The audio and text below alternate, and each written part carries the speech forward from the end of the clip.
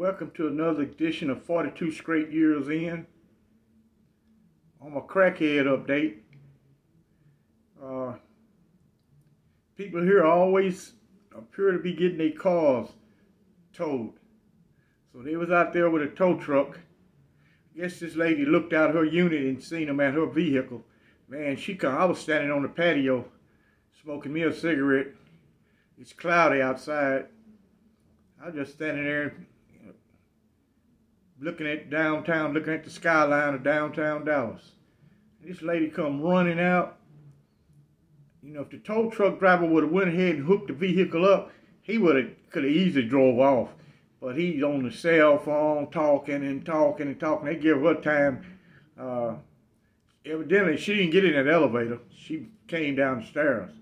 That lady came out asking what he was doing. He said, I'm towing your car. She said, no, you can't tow my car. I got to have my car to go to work. He said, that's not my problem. I'm towing this car.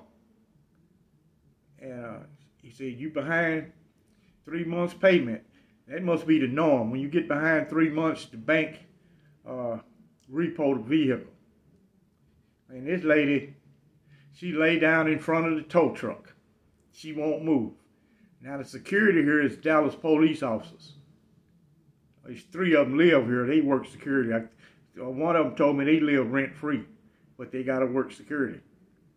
And she wouldn't move. So Dallas police officer, he came out, told her, you got to move out the way or you be arrested. I don't know what her charge was going to be, but he said, I will call the squad car for your ass. You got to move out in front of this tow truck. Man, that lady hooped and hollered and cried and said she don't owe the bank no money. She done paid. She just went off. That's my crackhead update. Yes, it's something I just snapped to in this complex. They don't allow no kids. Can't have kids and live here. No kids. And I just noticed that. No one here has kids. Kids cannot live here. I think the policy is, I was just reading that a kid can stay no longer than 3 days. They got to go. No kids. No wonder this place is real neat and insides ain't nothing tore up. None of the paint is all off the wall. No kids live here. And they got a library. They got a computer lab. They got a workout room. They got a store inside this unit. But all of it is closed due to the pandemic. Now, a lot of people are saying the pandemic is a hoax. It's a straight bamboozling all the people around the world. Now, at this complex, a lot of people live here, work in the medical field. They work at Baylor Hospital. That is a big hospital complex. That's where they work at. Got doctors live here, surgeons, RNs, CNAs, all type of people in the medical field live here. And this nurse who I know, she told me, she said, I personally held 11 people's hand while they take their last breath. She said, I'm the last person they see on the face of this earth before they leave here. Now this woman worked in the hospital. Now what reason do she have to lie? She know who works in her ward. She deal with COVID-19 patients every day. That's where she works at. That's the department she works in. And she said, man, people claiming it's a hoax until one of their loved ones is laying up on a ventilator. And she said most people go on the ventilator, it's a wrap. Very few comes back off of it and survive. So people saying it's a hoax. It may be, but I'm not going to take no chance with it. I had one clown tell me, say, you telling all these stories, but you scared of COVID-19. You can't even hold my nutsack, clown. You can't even hold my nutsack. I'll run slap through you like you don't even exist. You can't even bring me to shaming language, you stupid son of a... Boy, don't make me do it. Don't make me say it. I'll say it on your ass. You know, I'm going to take precautions. I ain't survived all them. I survived off my instinct all them years of incarceration. And that kept me alive. A lot of decisions I made were wrong to other people. You know, I look at it and I say, man, that's a wrong decision. But I'm a survivor. And I survived with flying colors. You know, why am I just commit medical suicide when I can just avoid people? This lockdown, what so-called lockdown, stay in place, social distancing, none of that bothers me. How the hell you gonna make it through a hard-ass Texas prison and you can't handle this little bullshit? This is bullshit compared to being in a maximum security prison. This ain't even close. You mean I can walk out my patio anytime I want? I can get in my car and drive off. I can turn my TV on. I control the remote. Eat what I want. Cook when I want. Leave the lights on long as I want. Play my music loud as I want. Take a shower anytime I want. Stay in it long as I want to. None of this bothers me. From what I done survived, this is a piece of cake. Let me take me a sip of this drink. Because it got me riled up.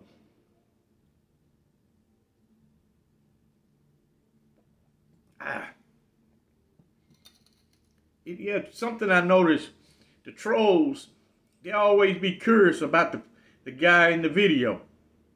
Dude, start your own video. Or don't look at the fucking channel. Go somewhere else. Ain't nobody's making you watch my channel. Move around, clown. Move around.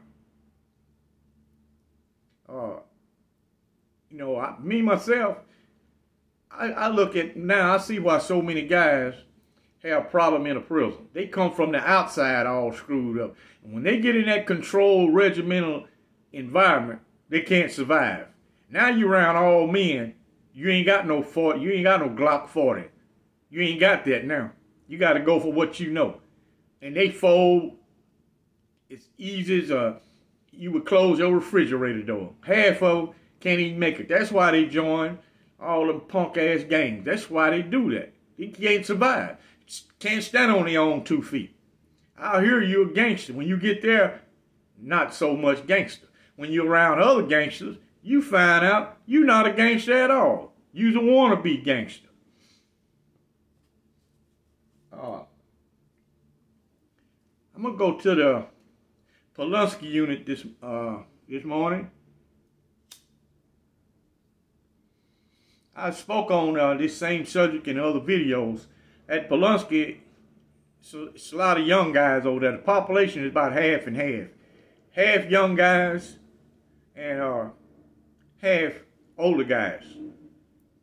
It seems like the young guys always have a problem adjusting to prison. You know, the Polanski unit is divided between A side and B side. A side, the whole A side is minimum custody. B side is medium, close, G3s. That means a guy who got 50-year sentence or more, who haven't served 10 years on his sentence, he'd be classified as a G3. Those guys live on B side. Now they got Friday night fights. If you 45 and above, you exempt from the fights. You can go out there if you so choose, but they do not make you fight if you 45 and above. Now you below 45, when they got Friday night fights, you must call somebody out. If you don't, they're going to run your ass off the cell block. You can't even live there no more. You got to leave. Now, they had this young white guy. He had a 2-year sentence for DWI. Why they sent him there, I do not know. A lot of time, classification slipped, and they probably just looking at his age, because the Polanski unit do house a lot of young guys. And they sent him to Polanski. He would duck the fights. Friday night, they had some type of church service. I forgot what it was. But he'd always go.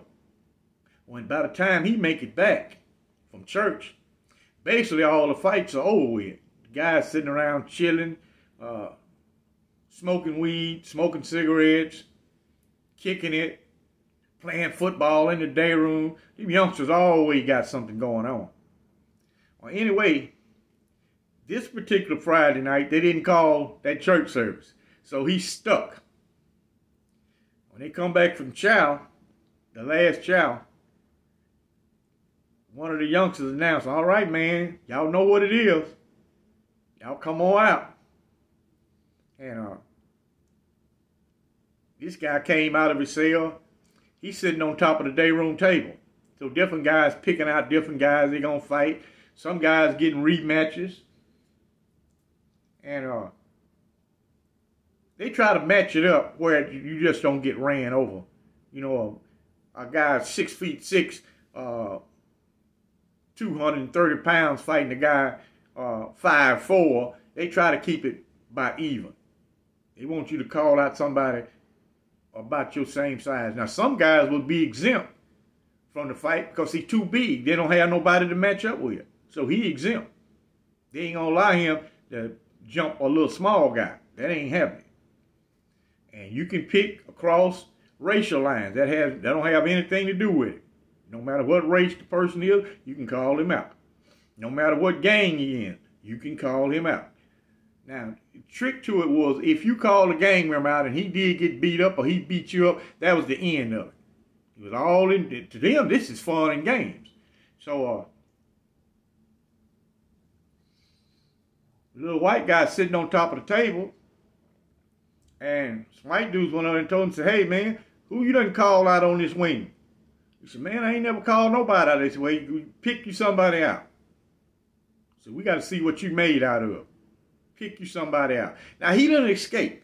They didn't give him a hard check when he first came in. He escaped through that. Normally, it's the first day you there, they're going to look at you. But some kind of way, this guy was slipping through the cracks. So they told him, said, "Man, call somebody out." That fool looked at him. He said, "You mean to tell me I'm supposed to fight a perfect man who never said nothing to me or did nothing to me? Me and him supposed to fight?" They said, "Yep, that's about the size of it." He said, "Man, I ain't never had a fight in my life." He said, "I'm here for DWI." They said, "We ain't got nothing to do with what you here for. You gonna call somebody out, or we gonna whoop you off the wing? Either way you want it."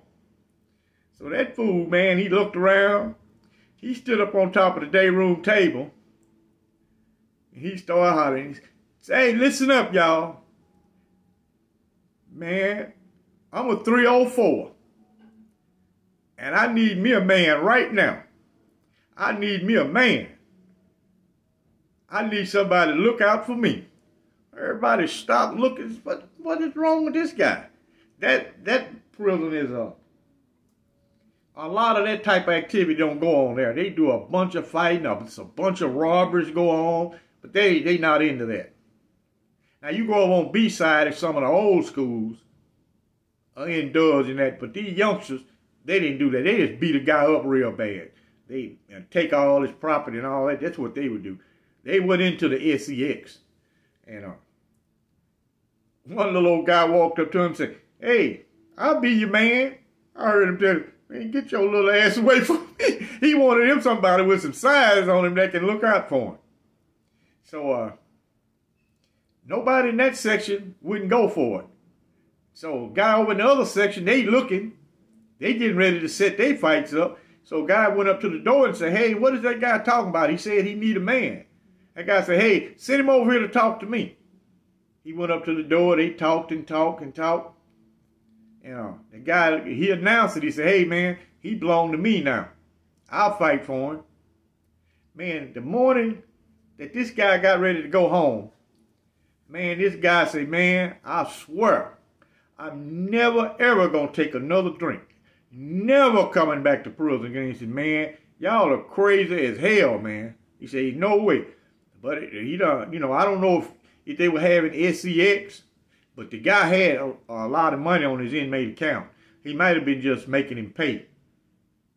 He had to pay rent. I don't know all the inner workings of what they had, but he worked out something where if this guy was called out, this other guy, he would come over to that section and fight for him. So if you got somebody representing you, you ain't got to come out for the fights. You telling everybody that you's a 304, so you can just stay in your cell. You ain't even got to come out. They already know what time it is on you. Sometimes classification gets screwed up. Sometimes they get it right. But a lot of times they make mistakes. They send guys to a prison. There's no way this guy's supposed to be housed at this prison. He's supposed to be at a minimum security prison. He only got a 2-year sentence for DWI. Put him at a drug treatment prison. They got a lot. Texas has lots of them. You know. Another incident at Pulaski. These youngsters done set these 2 guys up. These 2 guys got a lot of commissary. Get visits all the time.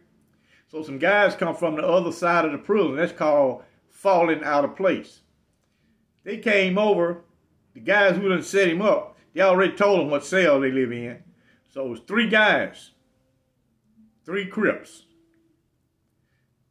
They go up on the run, stand in front of the guy's cell. They say, hey, who live in this cell? The guy look at them and say, hey, man, they talking about y'all. So the dude sit there and said, man, I don't live in that cell. Dude said, man, come on, man. You know you live in that cell. Said, no, man, I don't live there, man. His cell partner sitting over there. He won't say nothing. So they got the little female guard to open the cell door. They went in and packed all their stuff up. All their appliances, all their commissary items. They bagged it up. Said, well, nobody don't live in this cell. This belongs to us. Walked on off the cell block. Later on, the 2 cell partners get in a fight. Each one calling the other one a coward. He said, man, why you wouldn't speak up? He said, why you wouldn't speak up? You live in that cell. Man, straight clowns. Little guy. So that's not stealing. He straight up took that from you. And if it happened once, it's going to happen again. They're just going to let you accumulate a lot of more items, and they're going to repeat it all over again. Man, I've seen so many guys run over. I used to get tired. I've seen so much violence, so many guys screwed over, and I would just get tired of seeing it. I actually got tired of seeing it. You know, I always have a policy. Only way you get some smoke from me, you got to do something to me. You ain't do nothing to me, I'm not going to do nothing to you. If you do something to me, I'm not going to back down at all. I am not going to back down. We ain't going to negotiate. None of that ain't happening. You know, once I went back on bench warrant to Dallas County in 1978 on a writ of habeas corpus I had filed on my case. So I get back in the county jail. Next day, they called me down for a hearing. They took about 30 of us to court. Man, I just had a flashback, man. I blew the whole writ of habeas corpus. They brought me a stack of papers to sign. I looked at all the documents. I went over to the table where all the DAs were signed and threw them all in their face. Just threw all that paperwork in their face. Started cursing their asses out. I'm saying to myself now, I ain't afraid of you clowns now. I done seen the other side of the mountain. I have seen the other side of the mountain. In this courtroom, you ain't intimidating me now. I don't care less about the judge, the DA, the attorney, and the old jackleg attorney they get. I try to jump that fool in the courtroom. So right then I know I wasn't going to get no favorable ruling on my habeas corpus. So, man, we was in the elevator going back up. Some of the old females, these old dope fiend 304s, they went to crying. Man, the judge gonna give all of us life soon. I hope I don't ever go to court with you no more. I'm just looking at her. I was the only one handcuffed. I said, if I ain't had these handcuffs on me, I swear I'll beat you fools up in this elevator. I just go on, go to solitary in the county jail. Because I did not care.